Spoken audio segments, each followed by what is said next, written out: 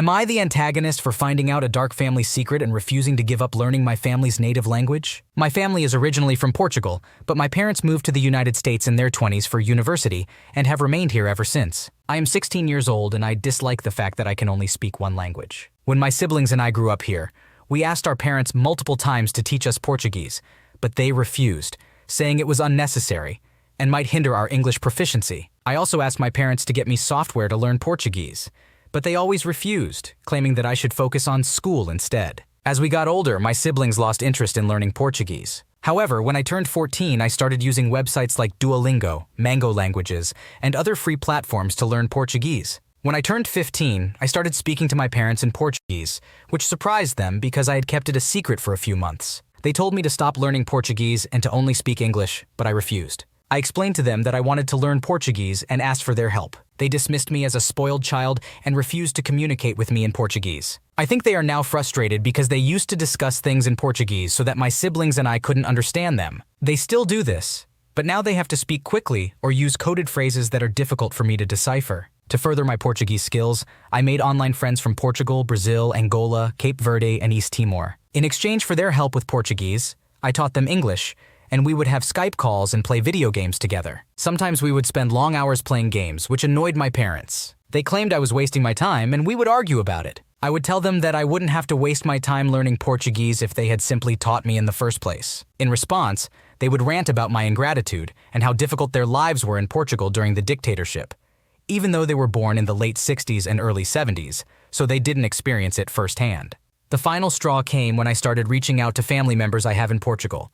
During my 2 visits to Portugal, I struggled to communicate effectively with most of my relatives because they don't speak English. Through conversations with my uncle and cousins, I discovered that one of the reasons why my parents have limited contact with our extended family is because my mom was engaged to my dad's brother, but she had an affair with my dad, causing tension on both sides. When I brought this up during dinner and asked why my parents never informed us about this, they became incredibly angry. They both threw food across the table and grounded me until after spring break. Frustrated with the situation, I'm considering going to my friend's house instead, as his parents have already given their permission. My siblings are also angry at our parents now, as they are realizing that we lost relationships with our family due to our parents' selfishness and stubbornness. In response to my grounding, my parents confiscated all my electronics, except for a secret laptop that I hide in the ceiling panels. They thoroughly checked all my electronic devices for language learning software and took everything away since I am now grounded. Was I in the wrong here? It's understandable that you feel frustrated and upset about not being taught your native language. It's important to have a connection to your heritage and culture,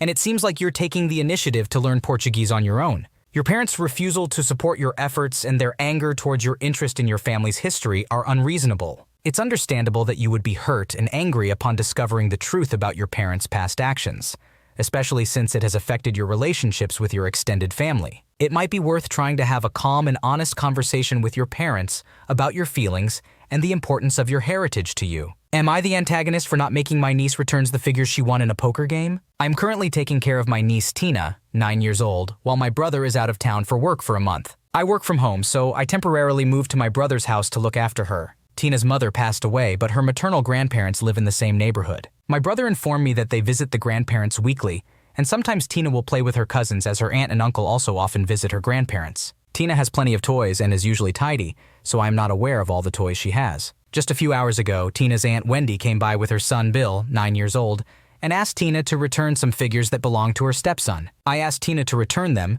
but she refused, stating that she won the figures in a poker game and was entitled to them. Apparently, their older cousins taught them how to play poker during their visits to their grandparents' house. Tina explained that Bill wanted to play with her tablet, but she declined. The older cousins then suggested they play poker for it, 1 hour of Tina's tablet time against something that Bill had and Tina wanted. The only things Tina considered worthy of an hour on her tablet were the Star Wars figures that Wendy accidentally left in her car and had Bill keep an eye on. So Bill wagered the figures, and Tina ended up winning all but 2 of them, with their 12-year-old cousin as a witness. Wendy then had to rush home and took Bill, not realizing the difference in the bag. The figures actually belonged to Bill's half-brother, who had forgotten the bag in Wendy's car. When he noticed that all but 2 of his figures were missing, he panicked, and Bill was forced to tell his mom and brother what had happened. Wendy asked for the figures back. They are not particularly expensive, around $25, $30 each, but Bill's brother had saved up for them. Tina refused to give the figures back, stating that she had won them fair and square, and their cousin had witnessed the game.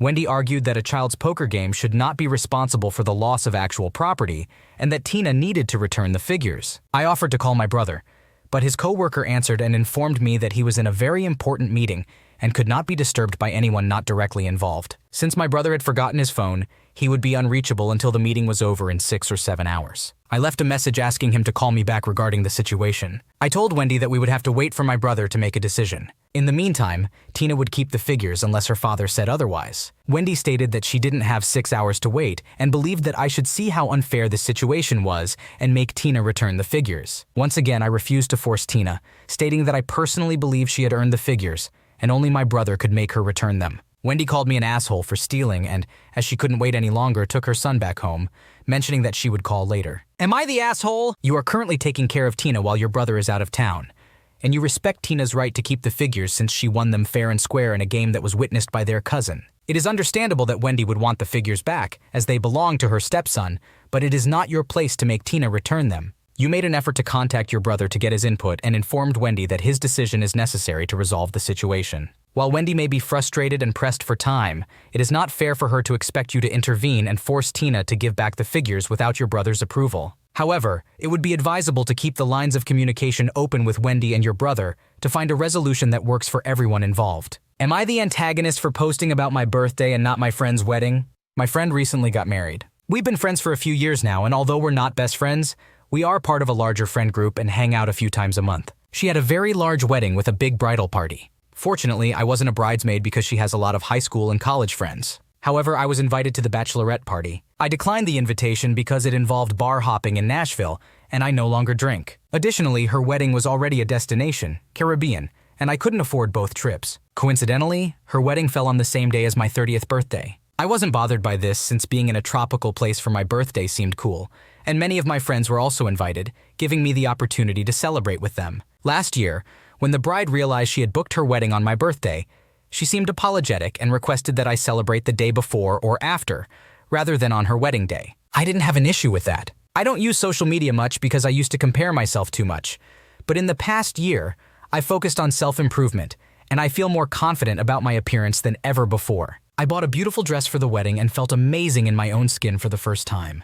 I decided to ask one of my friends to take some pictures of me on the beach at sunrise on the morning of the wedding birthday, so that I could have some nice photos of myself. I've always disliked taking pictures due to low self-esteem, but this time, I felt really good about myself. A few of us, who weren't part of the bridal party, had a small beach breakfast to celebrate my birthday. It wasn't a big event, just a group of 5 or 6 friends. They prepared a little picnic for me. We took some great photos, and overall, it was a happy moment for me. Later, I decided to share the beach and breakfast pictures on Instagram. It was my first post in about 2 years. The wedding took place, and a few days later, while the bride was on her honeymoon, I received angry texts from her. She claimed that I broke my promise not to celebrate on her wedding day, accused me of trying to steal her spotlight, and mentioned that I didn't even have the decency to post anything from her wedding, unlike our other friends. She also mentioned that she was already upset with me for not attending the bachelorette party, and she even called me a bad friend. This has left me confused and hurt. I didn't intend to upset her. Admittedly, I technically broke my promise by doing something on my birthday, but I didn't think it was a big deal since it was just a breakfast.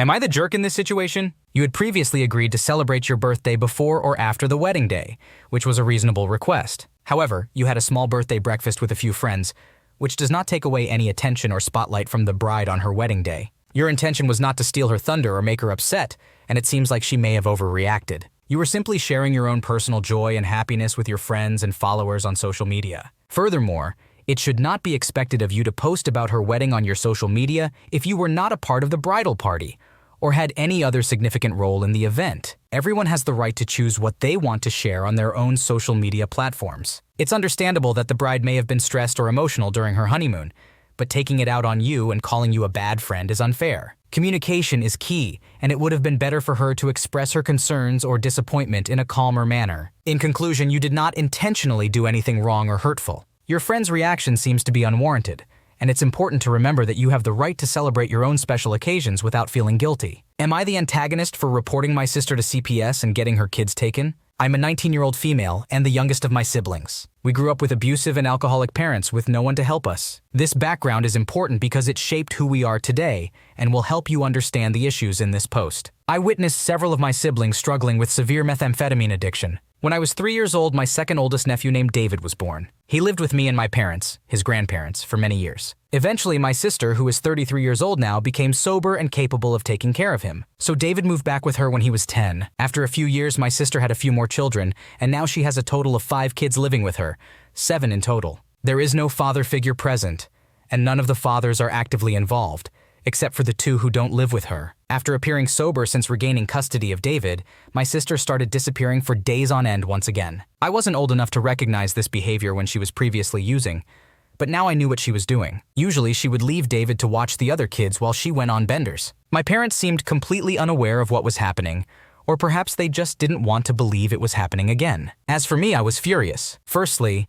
it is unacceptable to leave a 13-year-old responsible for watching younger siblings and taking care of the house, especially when there are 4 of them ranging from newborn to 8 years old. Secondly, she couldn't even be bothered to text anyone back to let us know she was alive. I was livid that she left them all alone. I would even walk about 5 miles to her house to help watch the kids, make them food, and eventually, when I got my driver's license, I would take them to school and handle other responsibilities. I reached my breaking point when she asked me to lend her money to pay her overdue electric bills. I stopped going over to her place and helping with the kids. Instead, I made the decision to call Child Protective Services, CPS, and report everything I knew. The children were then placed in my parents' care while my sister attended meetings and received treatment. She was also put on probation and had no contact with multiple individuals in the county who were suspected of providing the drugs. My sister didn't get to see her kids for about 5 months, including holidays like Thanksgiving and Christmas. Eventually, she got clean again and regained custody of them, but she's still angry with me for reporting her. I genuinely believe I did the right thing, especially considering she had previously lost custody of 2 other children due to her addiction. Currently, my sister, who is now 39 and sober, has custody of 7 out of 8 kids. She regained custody of her firstborn child after going through this whole ordeal, and he is now 18 years old and has moved out. The 12-year-old, who is now 16, is in therapy and anger management. Was I in the wrong here? Based on the information provided, it seems like you are not the asshole in this situation. You were in a difficult position, witnessing your sister's neglectful behavior towards her children and having to take on responsibilities that no 13-year-old should have to bear. It was a responsible and necessary action to contact CPS to ensure the safety and well-being of the children. Your sister's previous history of losing custody of her other children due to addiction further supports the urgency of your actions. Your primary concern should be the children's safety and welfare, and your decision to report your sister was justified.